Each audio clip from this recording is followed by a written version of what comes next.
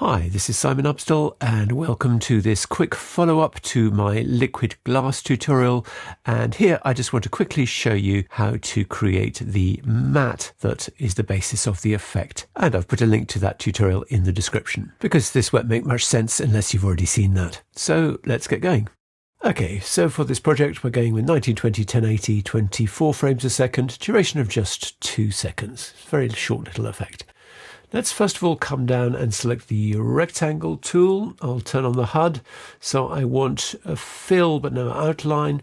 So let's draw out a rectangle roughly like this. Let's reset its transform, come to shape, geometry, open up the size. I'm going to go with a width of say 1080 and a height of 240. And then to get those rounded corners, I'm going to go with 70 for the roundness. So then I want to come to frame 30 and I want to keyframe the opacity of this. So hit a keyframe there, come to the start and then set the opacity down to 0.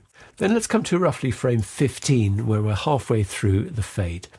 And what we're going to do is we're going to add in a couple of, or even 3 circles. So I'm going to hold down the Shift and Option key, draw out a circle. And the point about these is they're going to be the initial globules. And they want to be sort of fairly randomly distributed, random in size. Let's go with maybe that. So then what we're going to do is just quickly add to this group a color solid and send it to the back and make it black. And then to this group, we're going to add filters, blur, and Gaussian blur. We're going to set the blur amount to 256. We are going to come to filters and color and threshold.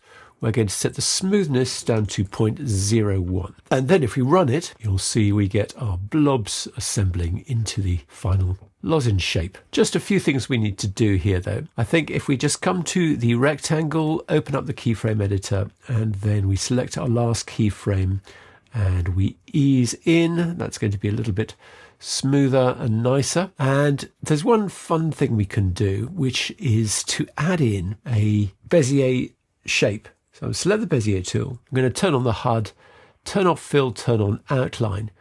And then I'm going to just sort of draw roughly some kind of wacky line between those points there. And then you'll see that that sort of joins them up in a more interesting way. And then if we run it, it looks pretty cool.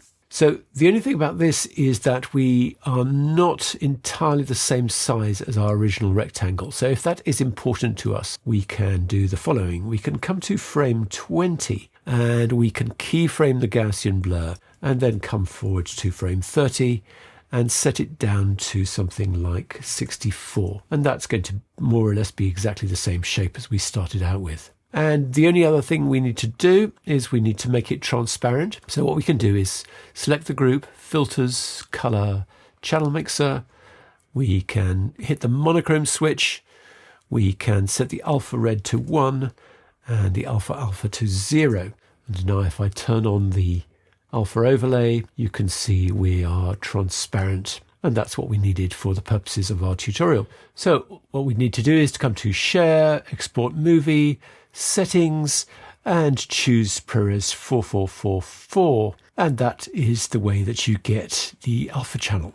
No other codec apart from the 444XQ will do it. You can, of course, if you prefer, render as an image sequence with alpha, so PNG or TIFF or whatever. But let's just stick with this. It's far simpler. So, hope that's been useful. Thanks for watching. See you again soon.